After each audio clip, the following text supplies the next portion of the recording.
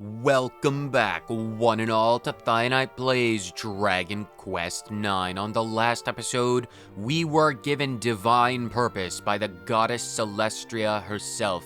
It is our duty, our honor, and the divine decree for us, our team, to go to the depths, the heart of the Giddish Empire, and strike evil from the land forever. And so we will not waste a moment of our time. We will don our helmet, and we shall go. We shall go, indeed, right here, right now. We have plenty of things to do, plenty, and we will do all of them eventually. We need to deal with the very pressing matters of the Giddish Empire. That's not something that we can put on the back burner, unfortunately. Stella, how you doing after everything that's been happening? So if you go to the Giddish Empire and get rid of the baddies there, the world will go back to normal again? Well, that's the plan. That's the hope. So saith Celestria. Well, looks like you better get cracking then. Can't expect me and everyone else to wait around forever to be saved. Absolutely not. Everyone will do their parts. Everyone will have their part to play. Sterling, you got one heck of a fight ahead of you, kid. The whole world's counting on you. You might want to think about visiting a church or something and confessing before you set off to the Giddish Empire. No need to have the weight of your sins bearing down upon your shoulders. The weight of the world is already heavy enough. I am without sin. I need you to take me down there. Do you need me to? Right, let's get down to business. Oh, perfect. Oh, I get a choice. The Observatory, the Abbey, the Realm of the Almighty. No, I don't think I want to go to heaven just yet. I feel like we should just go straight down to Giddingham Palace and get this going. Let's do this. Off we go. Up and away. And then straight down. Because my trains can go at 90-degree angles.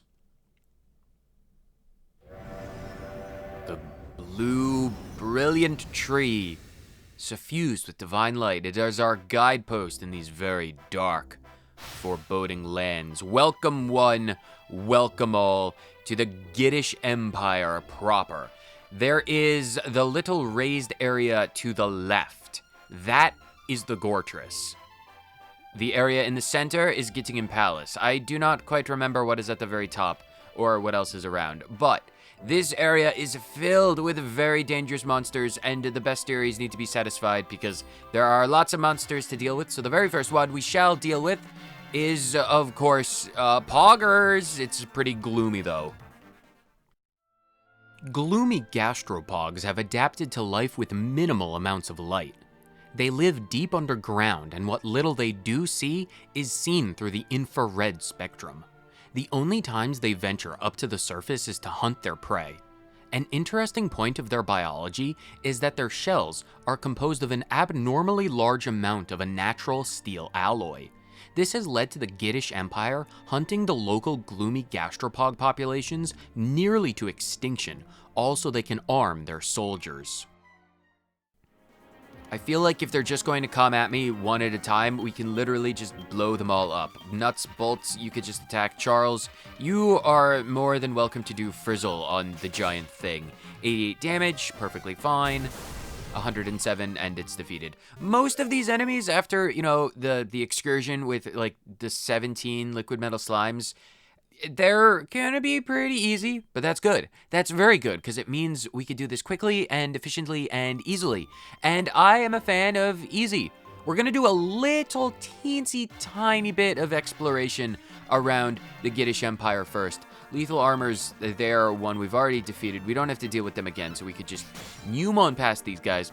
But before we go to the Giddingham Palace proper, and I know I did just say we can't put that on the back burner, but to get the lay of the land, I feel like is important for us to do. So I will be traveling around very briefly to a few areas of note around the Giddish Empire. We've dealt with Stenturions in the past, so we don't need to deal with those. Mainly, I want to go around and deal with all of the enemies that we have, well, to deal with. And these are two of them. Very good to find both of these all at the same time.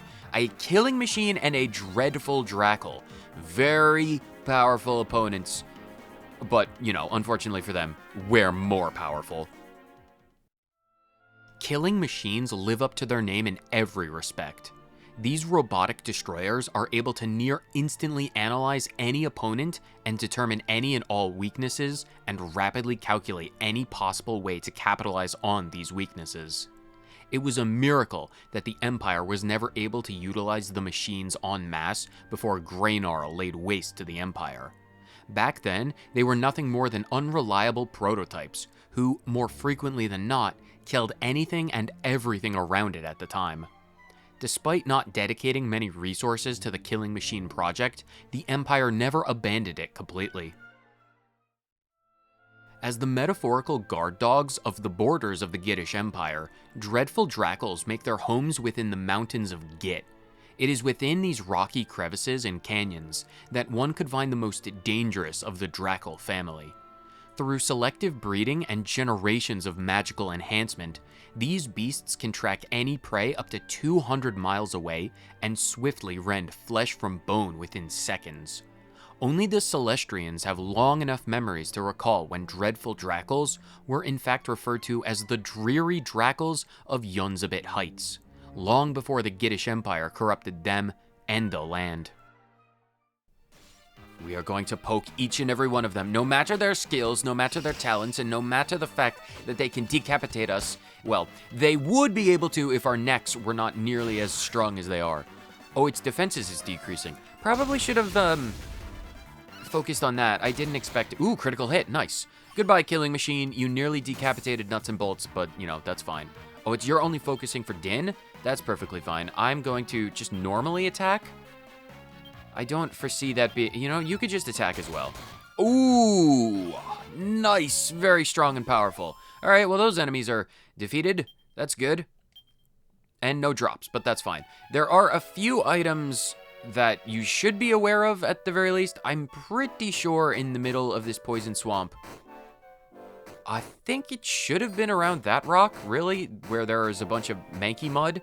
But apparently that's not something that's happening. So let's get out of the poison before we die. Excuse me, sir, you're a bit in the, you're all in the way. Excuse me, I need you to, move. If I could go back to the Gortress for like 6 seconds, it's not imperative or important in any way, shape, or form yet that we can come back here, but just be aware that the Gortress is a place that you can go to. So there's gonna be a few things there later on, but we'll get to that. I do want to check out, before we get to getting in Palace proper, that one square area up north, because I am curious about that. But aside from that, the Gittish Empire is one that is filled with poison swamps. It is straight out of Miyazaki's own heart.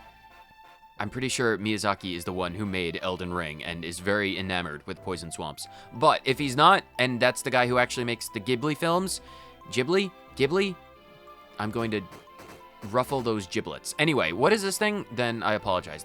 I think this is the guinea place. Yeah, Gleben Guinea. This is where you can get a few Gleben Guineas. I'm pretty sure this is useless, actually. Yeah, because I'm pretty sure the Gleben Guineas are literally only to be sold. So that's fine. I'm not going to worry about that. Before we go to... Whoa, what is this? Oh, right. The Gittish Palace. Gittingen Palace has a lot of aura around it. It's very powerful, potent aura. We'll explore that later. Go away, Stenturians. Was there stuff over here? I don't remember if there was stuff to be found in places, but I do want everyone to get a lay of the land. It's an important thing in this area specifically because I'm pretty sure we're going to need to explore this area for a specific quest later on. I have pretty specific memories of that. Which one is this? Flintstones. I did not want to fight you. Okay, that's fine. Do we have... Oh, dark skeletons. All right, we did need to fight some dark skeletons, so I suppose it's pretty useful to run into these guys. Manifestations of shadows. Dark skeletons are the byproducts of Gittish necromantic practices. Originally, when the Empire was still in the experimental phases of their reign, they did not know that the shadows of resurrected soldiers could be separated from their hosts and act independently. It was by an unfortunate coincidence involving a particularly vindictive and obsessive White King in charge of prisoner interrogation who dove quite deeply into the dark arts. When said prisoner's psyche shattered, the king refused to allow them the peace of mindlessness and brought forth everything that remained of the prisoner, giving rise to the first dark skeleton. 20 damage? That's not nearly enough to defeat me. Okay, so one of them goes down. Kasap. Oh, they can take off their heads? Yeah, my defenses would lower if, admittedly, I was against enemies that could literally just remove their head. That would be kind of scary. Oh, Charles. Yeah, Charles doesn't exactly have, a lot of defenses, but that's fine. We can heal him up soon. So that's a gastropog defeated, and I'm fairly certain that's all of the enemies that we need to fight outside. There might be a few more, but I think we can fight them at a later date, so we don't need to worry about anything else. Let's get the last of these flintstones, because again, I don't know which enemies, off the top of my head, drop flintstones with any amount of regularity, so it's always good to know where you can find a bunch of stuff like this. Don't touch me, Stenturians. I just want to go one last location to check before we get to the palace. Is not to deal with these gloomy gastropogs. They strike before the party has time to prepare. Oh, they're enthralled. And he's making everything sweet. Oh, he's putting everyone to sleep. Well, Bolts and Charles need to, get away. Thank you. Everyone is now asleep. Anyway, now that that's out of the way, I want to check out this one last area up above this raised plateau, and then we can get to the place. I apologize for taking a lot of time, but this is a bit of an interesting section of the game for several reasons, especially when I'm doing it in an episodic fashion. Pardon my stutter. It happens a lot. You guys know this.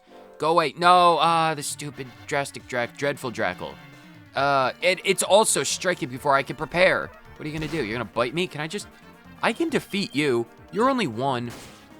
93 damage. You don't have enough power to stand against me. I should heal Charles. I really should. Anyway, just poke him in the jaw. And then, oh, powerful risky stance. Oh, Dynne is going to crush it. Oh, you poor dreadful Drackle. Because if we can get everyone to like level 40, like Nuts, Bolts, and Charles to level 40, that would be pretty good. I don't think that's going to happen. We did a lot of training, but Okay, so now that we've explored everything, there's the poison swamp to the bottom left is supposed to have manky mud. Why am I running into enemies? Okay, with those enemies firmly out of the way, we can actually get to where we need to go, which is Giddingham Palace. Let's stop wasting time. All of these enemies they're very fierce and ferocious beings, but this is the place where we need to be, so let's deal with this. Or, well, attempted to deal with this. This is apparently not compatible with the Giddish seal that we have. Dynne, my child, a malevolent force protects the stronghold wherein dwells the evil.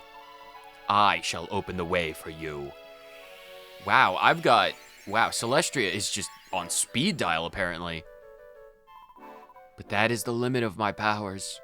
The task of eliminating the evil's origin must fall to you.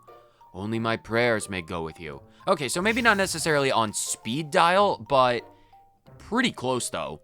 If the prayers of a golden goddess are on my side, then I'm fairly confident in my chances. Giddingham Palace. Oh, hi, Birdman. Who should it be but you, Dynne? Who nice to see you again. Your actions proved me hasty in dismissing you so readily. To wit your liberation of the hoodlums who inhabited the fortress. Although it is that careless two-wit Gorham hog who is most to blame. It was he who caused King Godwin to scold us so. You seem to be... You've got the power of Dutch angles. I went to film school for intimidation purposes, but I don't readily advertise that. Holding the framework, the mental framework of being, I went to film school, fear me, is not exactly, actually fearful, but it's the subtle things. This is hardly becoming. I'm allowing my feelings to fly away with me. My blood is positively boiling. I shall just have to take it out on someone. To which your good self, I guess we're fighting Hooting Ham. Gore. And bad karmers. Oh, you're coming at me with a bunch of goons as well? You cowardly birds, you think you cannot stand against the strength of Guardian Dynne alone? So you bring the help. It matters not, I shall destroy you all forthwith. Bad karmers are the result of Giddish experiments into magical probability manipulation. Legend has it that many lifetimes ago, Giddish mages heard that having black cats cross your path grant you the curse of bad luck. Being the Giddish Empire, they naturally tried to manipulate this to their own benefit. By combining broken mirrors and all-natural salt, they attempted to grant themselves immeasurable amounts of luck. This backfired spectacularly. All mages working on the ritual vanished into thin air, and the suits of armor present in the ritual room came to life, becoming the bad karmer. As the wings of the Triumvirate, Hootingham Gore acts as chief executor of the Empire. Plans crafted by King Godwin and Goresby Purvis are given to Hootingham Gore to be carried out. As the sole member of the Triumvirate that regularly travels outside of Giddish-occupied lands, as well as possessing wings, Hootingham Gore was the ideal Giddish elite to work with Barbarous to complete missions.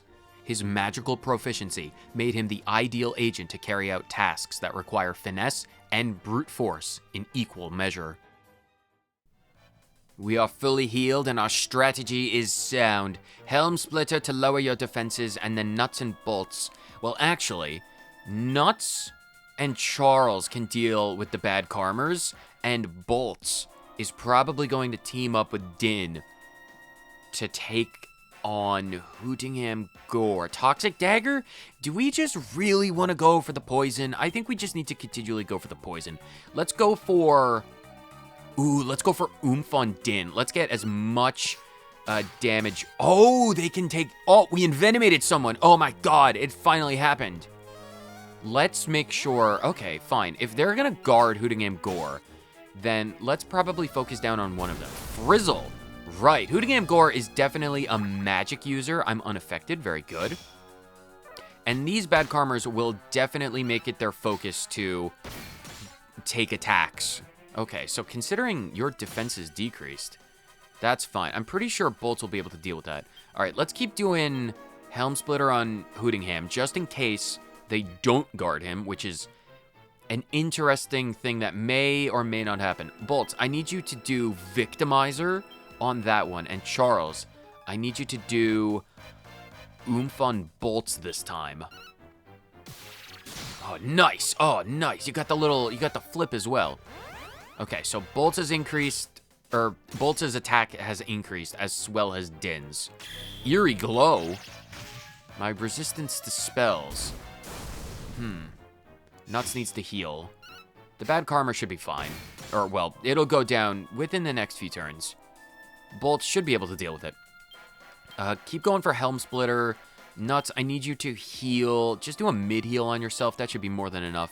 Bolts, I need you to go for Assassin Stab. And then Charles, at this point, you can use Boom. Perfect. 92 damage on Hootingham. That's powerful. Ooh, insta-kill. A nice insta-kill from the Assassin Stab. It would have killed regardless, but that's fine. 48 damage. Ooh, critical swoosh. That didn't do nearly as much as I thought it would. But that's fine. 209. The defenses are not lowered, but that's fine. Helm Splitter. Nuts, I'm going to have you do a more heal, mainly for Charles and Dynne. But Nuts and Bolts will also... Or not more heal, multi-heal. 16 MP. It's fine. This is a boss fight. We can justify it. Toxic Dagger again. And Charles, I'm going to need you to... try. I'm going to give you... Actually, I'm going to do Accelerate. That'll be helpful. 139, no poison, but that's fine. Hootingham Gore is not exactly the most terrifying opponents. We'll encounter more scary people soon. Don't fuddle nuts. Okay, good. That was only a single target move. Okay, so back up to full, back up to full, back up to full, and back up to full. Flawless. Getting that healing spell is definitely going to make fights way easier. 212, lower the defenses. Nuts, I'm gonna have you do the classic Thunder Thrust. Bolts, you can do an Assassin Stab. Charles, you can do... you know what? You do Frizzle. By the power of Frizzle. 94 damage, that's fine. 136, that's good. Didn't kill it, but that's fine. This'll land. No, it missed. All right, that's fine. You can't win them all. 44, there's no way you could beat me. I have way too much magical defenses. That only did 11 to Nuts. 204. And defenses decreased. All right, coup de grace. Ted should boost. Ooh, that'll be good. Everyone else can just attack. Charles gets some MP back. Ooh, 274. Hopefully you guys don't kill him. I would have laughed if Charles just beat him to death with his hieroglyph staff. That would have been hilarious. Flawless. Okay, you guys can still get the tension boost. 44 on Charles. We could deal with that. Bounce. Ooh, reflection. Tension boost. I'm just going to have Dynne finish him off. Go to 100. Go to 100. Go to 100. Only 50. Oh, and his attack returns to normal. Whatever. Go with Helm Splitter, and everyone else can defend. That'll be more than enough. Defend, defend, defend. Eerie glow. Oh, no, I'm unaffected. Swoosh. Oh, no. And there we go. 636. Boom! Hootingham Gore. You can hoo your last hoot. I put that Noctowl in the grave. 5,000, or nearly 6,000 experience for everyone, so that's good. Ooh, there's the level 40 that we were talking about. Heck yeah. That's some good stat increases. I'll definitely take that. And we should have a lot of attributes from those metal slimes. Yeah, I have 24 points. I probably should have dealt with those earlier, but we'll do that as people get levels. All right, so HP Hoover and Omnivocational Knife Master. I could technically get knife skill to 100. What is acquisitiveness? Ooh, natural agility to plus 40. Ooh, but I'm thinking of those special knife quests. Ooh, I think, believe it or not, I might want to get the knife skills to 100. Because the agility is really nice. 82. Ooh, I would need 11. You know what? I don't think we need Treasure Island. I'm gonna pivot. I am gonna pivot. I'm gonna get the natural ability, or the blah blah blah. The natural ability to get natural agility, and that'll be good. And then from now on, every skill we can get can go into knife skills to get that up. So that'll be pretty good. We'll focus on knife skills from now on. That'll be good. Actually, put that... Okay, buttons. There we go. Perfect. Okay. You are now very powerful. Eye for trouble and plus 40 agility. Very good. And he drops a treasure chest at 4,000 gold. Sage's elixir. Very good for alchemy. I will gladly take that. Who? It seems I underestimated you yet again. Still, it is you who I pity. A worse fate awaits you. To wit, Lieutenant Goresby Purvis, last of the Triumvirate. The palace is safe in his hands.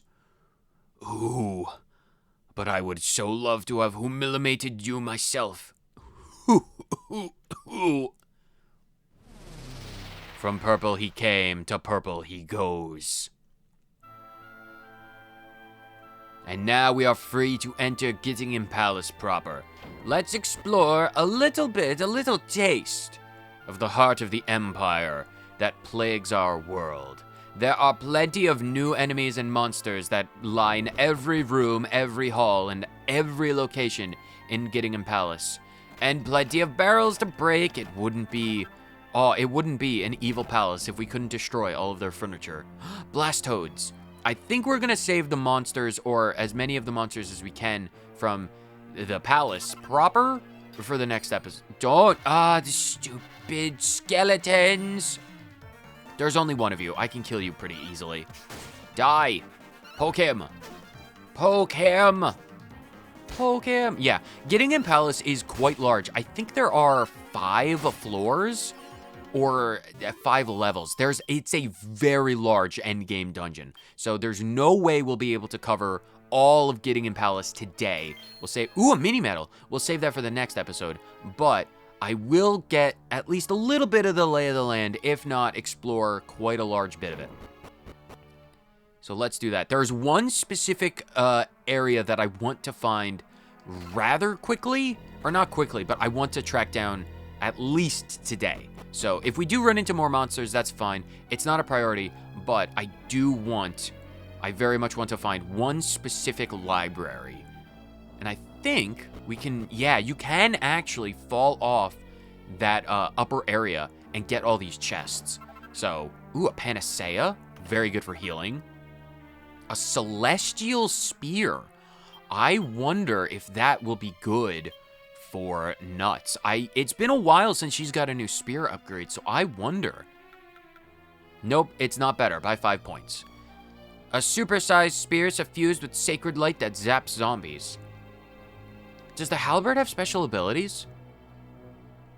I might equip the celestial spear just because of the zapping zombie potential. I'll look into that and see if that's an item that can be used in battle as an item or if that's a passive thing. If it's passive, I'll swap it out. What's in the rest of these chests? Another mini medal. I should get a bunch of those.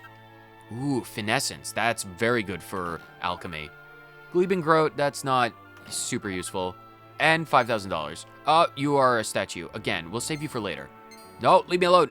Nope, I guess we're fighting. Okay, so what are we fighting? The Stone Guardian. All right, these guys are interesting, mainly for the item that they hold, but we'll get into that after the Ancient Tomes rakes them over the coals. Stone Guardians are in charge of overseeing the defenses of tactical locations within Giddingham Palace. From the massive library filled with ancient and powerful tomes, to the entrance to the Obulette, these Green Guardians boast impeccable defenses and resistances to all manner of maladies. The only way to fight even remotely effectively against them is to use their own bulk against them. Trip them up with wind magic, so when they fall, they accidentally strike themselves. So the special thing about Stone Guardians is that their rare item that they can drop is something called a Reset Stone. And Reset Stones are useful for very, very late game alchemy. They're useful for essentially to get the ultimate equipment in Dragon Quest IX. You're going to need something called Agates of Evolution, and they're essentially able to turn items into very powerful end game equipment. But first of all, to get those items in the first place, you're going to have to fight the grotto bosses a lot of the time. If you remember back to when we fought Equinox, the very rare item is something called the Vesta Gauntlets. And the Vesta Gauntlets can be upgraded through alchemy through a process of alchemiracles. We'll get into them very much later down the line. Don't worry about that. It'll be a very in-depth guide, and it'll have all the extra information that you need to understand it, including homie tables. But again, we'll get to that later. But the Reset Stones essentially allow you to get multiple attempts at alchemiracles. So, Stone Guardians, very useful to grind up some items. Those Reset Stones specifically. But I will say this, once you beat the super endgame boss of this particular dungeon, Giddingham Palace, all the enemies inside of the palace itself disappear. You can get the Stone Guardians outside in the Giddish Empire in some locations, I think. I'm pretty sure, but you might want, if you're, masochistic and you want to grind up some Reset Stones, you might want to do it at this point. Anyway, Dynne, you got to level up. Look at those stats. They're amazing. Thank you so much. You have a bunch of attributes points as well, don't you? You have 36. You have a lot more than I thought you did. Axes of Evil. And you have Guts as well? Max HP up by 20. I'm gonna give you... I think I'm just gonna put Omnivocational Axe Master up to... I think I'm just gonna put Axes up to 100 and get that Omnivocational skill. Because then we get Axes of Evil. That's pretty good. And we have 12 extra points. That can get us up to 38. Do I want to work on sword skills? Not really. I think we just go with Guts. Give me that plus 20 HP. Natural max HP plus 20. Yeah, honestly, I think we just do that. Now we could start going into Guts, because that'll give us double-edged slash, natural strength, more HP. Feel the Burn. Feel the Burn is going to be a good one once we get it, but that'll be good. That'll be pretty good. Axes of Evil. Can't wait to test that out. Dynne becomes able to equip an axe regardless of vocation, and my max HP increases by 20. Very nice. The Woodwrecker achievement, awarded for Dynne for earning his grade 9 axe proficiency certificate, and of course, the Deforester. He has taken a page out of the book of Colin Durwall and has deforested Cindersnap Forest. Awarded to Dynne for earning his full axe proficiency certificate. I am axe proficient. Winner, presented for Dynne for grade 5 achievements in Guts. Okay, that's unexpected, but that's fine. Or, well, it's not unexpected. I thought they were I thought the achievements were for weapon classes only, but, you know, what do I know about the mechanics? A bookshelf. There's a book called Secrets of the Supreme Sage. Dynne picks it up, and it suddenly starts to talk. Sages are saintly souls, and masters of mighty magic. But one must work hard to awaken these godly gifts. But once awoken, all manner of select spells are available to the studious sage. Zam, Kazing, Magic Burst. I am the Supreme Sage. I have no other name that I can remember. Would you like to become a sage? I can make you one if you'll just pass the small test first.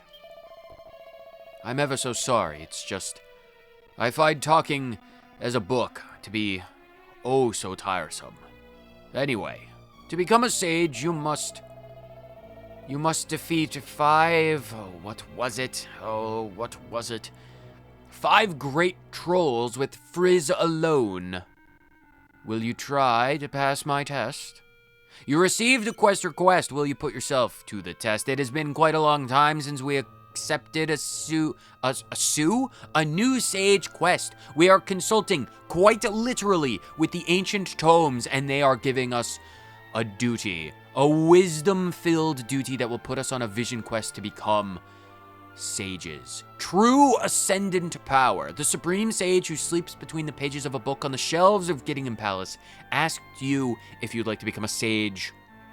To do so, you must finish off 5 great trolls with Frizz. I will accept this quest. You wish to try? Excellent. Do wake me when you're finished, won't you? I will indeed. You've acquiesced to the quest. Sages in the pages. Nice. Leave me alone. Leave me alone, Skellington. Well, you're not a Skellington, but stay away from me regardless. I will say this. That is a boss troll.